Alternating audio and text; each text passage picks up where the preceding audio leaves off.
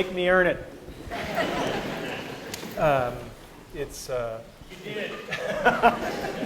wonderful to be here. What Indira didn't tell you is that this lecture series used to be called The Last Lecture. If you had one last lecture to give before you died, what would it be? And I thought, damn, I finally nailed the venue, and they renamed it. So, in case there's anybody who wandered in and doesn't know the backstory, my dad always taught me when there's an elephant in the room, introduce them. If you look at my CAT scans, there are approximately 10 tumors in my liver, and the doctors told me 3 to 6 months of good health left. That was a month ago, so you can do the math. I have some of the best doctors in the world. So that is what it is. We can't change it, and we just have to decide how we're going to respond to that. We cannot change the cards we are dealt, just how we play the hand. If I don't seem as depressed or morose as I should be, sorry to disappoint you.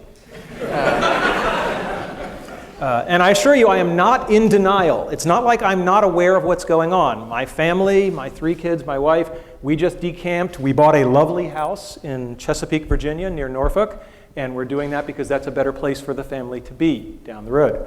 And the other thing is I am in phenomenally good health right now. I mean, it's the greatest thing of cognitive dissonance you will ever see is the fact that I am in really good shape. In fact, I'm in better shape than most of you.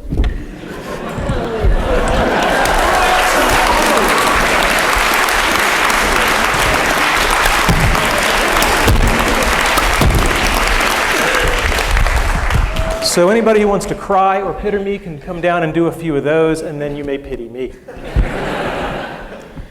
All right, so what we're not talking about today, we're not talking about cancer, because I spent a lot of time talking about that, and I'm really not interested. If you have any herbal supplements or remedies, please stay away from me. And we're not going to talk about things that are even more important than achieving your childhood dreams. We're not going to talk about my wife, we're not talking about my kids, because I'm good, but I'm not good enough to talk about that without tearing up. So we're just going to take that off the table. That's much more important. And we're not going to talk about spirituality and religion, although I will tell you that I have experienced a deathbed conversion. I just bought a Macintosh.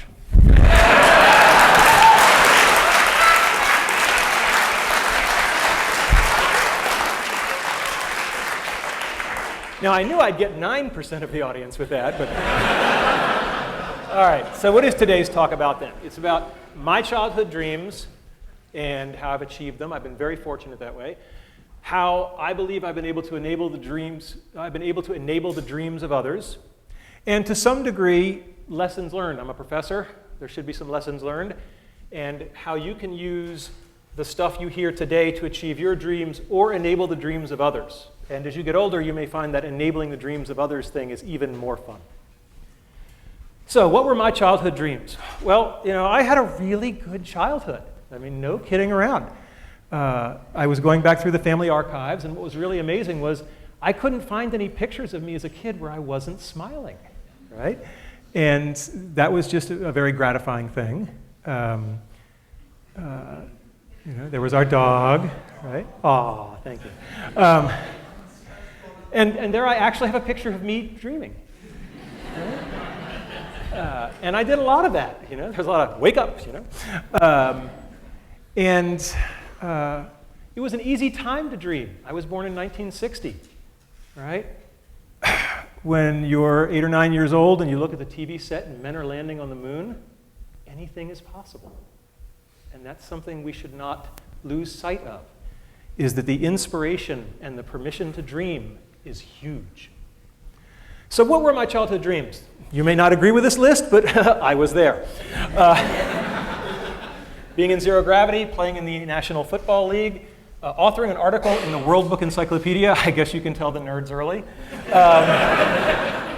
Being Captain Kirk. Anybody here have that childhood dream? Not at CMU, no. I wanted to become one of the guys who won the big stuffed animals in the amusement park, and I wanted to be an Imagineer with Disney, right?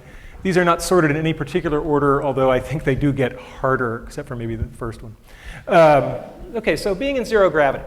Now, it's important to have specific dreams. I did not dream of being an astronaut, because when I was a little kid, I wore glasses, and they told me, oh, astronauts can't have glasses. And I was like, I didn't really want the whole astronaut gig. I just wanted the floating. So, and as a child, prototype 0.0. But that didn't work so well. And it turns out that NASA has something called the Vomit Comet that they use to train the astronauts. And this thing does parabolic arcs. And at the top of each arc, you get about 25 seconds where you're ballistic, and you get about a rough equivalent of weightlessness for about 25 seconds. And there is a program where college students can submit proposals, and if they win the competition, they get to fly. And I thought that was really cool, and we had a team, and we put a team together, and they won, and they got to fly. And I was all excited because I was going to go with them. And then I hit the first brick wall, because they made it very clear that under no circumstances were faculty members allowed to fly with the teams. I know, I was heartbroken, right. I was like, but I worked so hard. And so I read the literature very carefully, and it turns out that NASA, it's part of their outreach and publicity program, and it turns out that these students were allowed to bring a local media journalist from their hometown.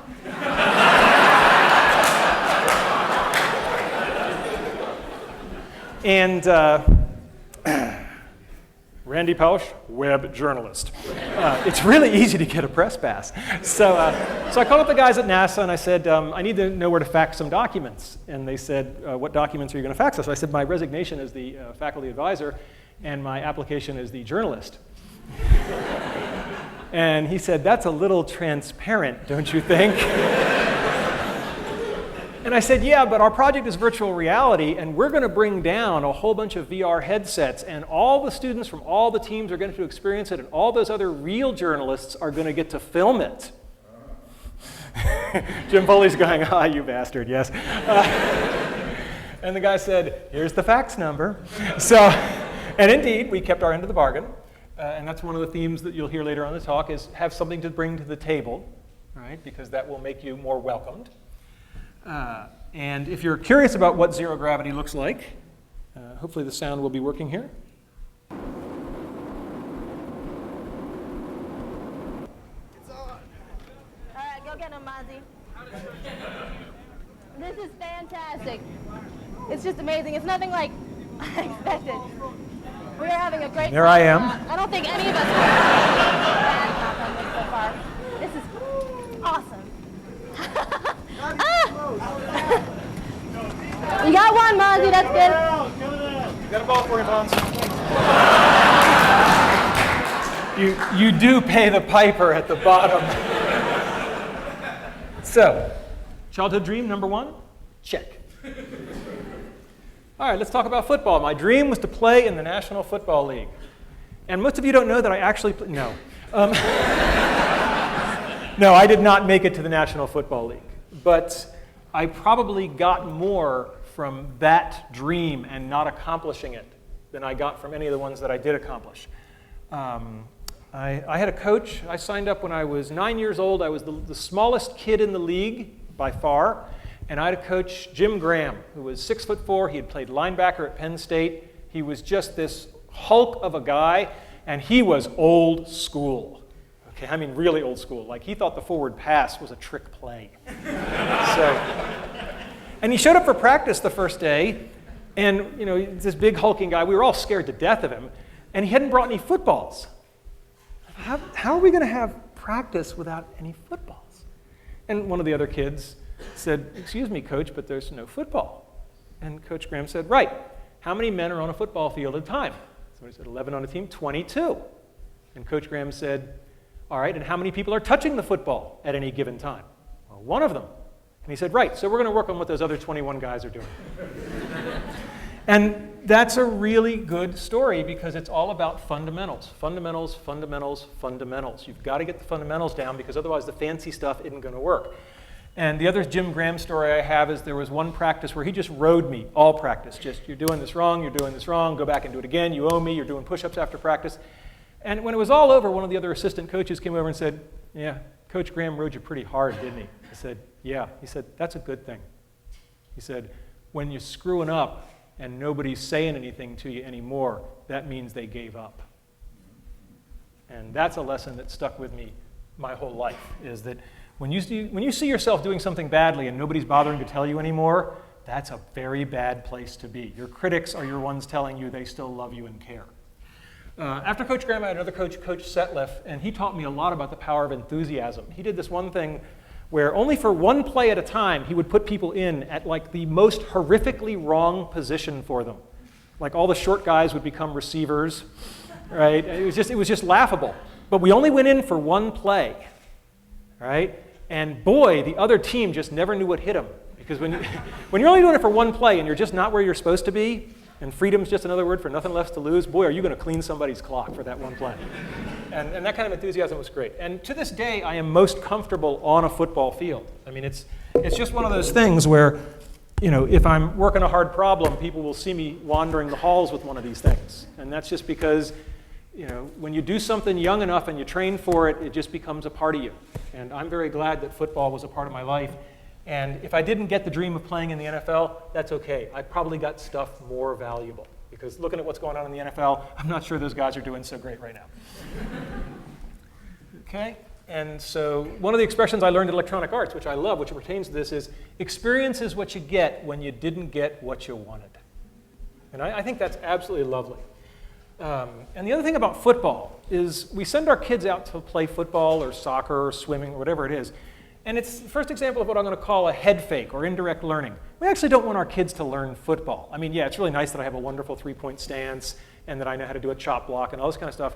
But we send our kids out to learn much more important things: teamwork, sportsmanship, perseverance, et cetera, et cetera. And these kinds of head fake learnings are absolutely important. And you should keep your eye out for them because they're everywhere.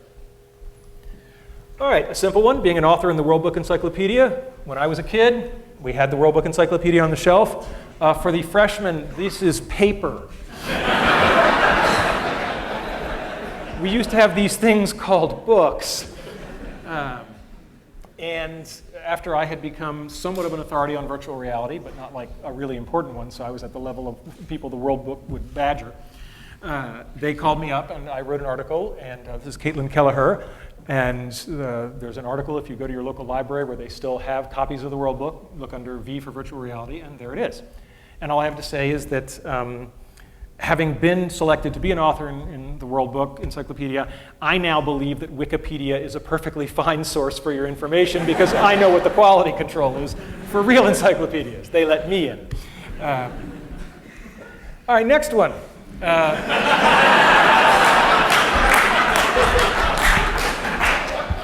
At a certain point, you just realize there's some things you're not going to do, so maybe you just want to stand close to the people. And, I mean, my God, what a role model for young people. I mean, this is everything you want to be.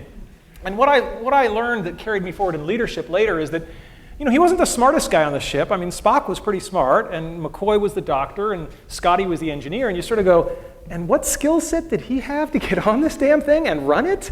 And clearly there's this skill set called leadership. And whether or not you like the series, there's no doubt that there was a lot to be learned about how to lead people by watching this guy in action. So, and he just had the coolest damn toys, right? I mean, my God, he, I just thought it was fascinating as a kid that he had this thing, and he could, talk to the ship with it. Right? I just thought that was just spectacular. And of course, now I own one, and it's smaller. So that's kind of cool. So I got to achieve this dream. James T. Kirk, his alter ego, William Shatner, wrote a book, which I think was actually a pretty cool book. It was with Chip Walter, who is a Pittsburgh-based author who's quite good. And they wrote a book on basically the science of Star Trek, what has come true. And they went around to top places around the country and looked at various things, and they came here to study our virtual reality setup. And so we built a virtual reality for him. It looked something like that. We put it to red alert. He was a very good sport. It's not like he saw that one coming. And it's really cool to meet your boyhood idol. But it's even cooler when he comes to you to see what cool stuff you're doing in your lab. And that was just a great moment. All right, winning stuffed animals.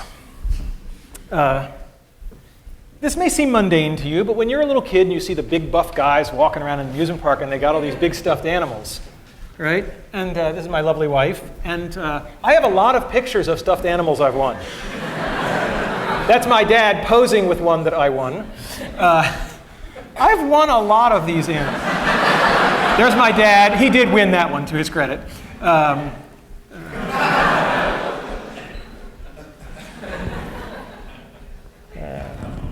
Right? And this was just a big part of my life and my family's life. But I can hear the cynics. In this age of digitally manipulated things, maybe those bears really aren't in the picture with me, or maybe I paid somebody $5 to take a picture in the theme park next to the bear. And I said, how in this age of cynicism can I convince people? And I said, I know, I can show them the bears. Bring them out.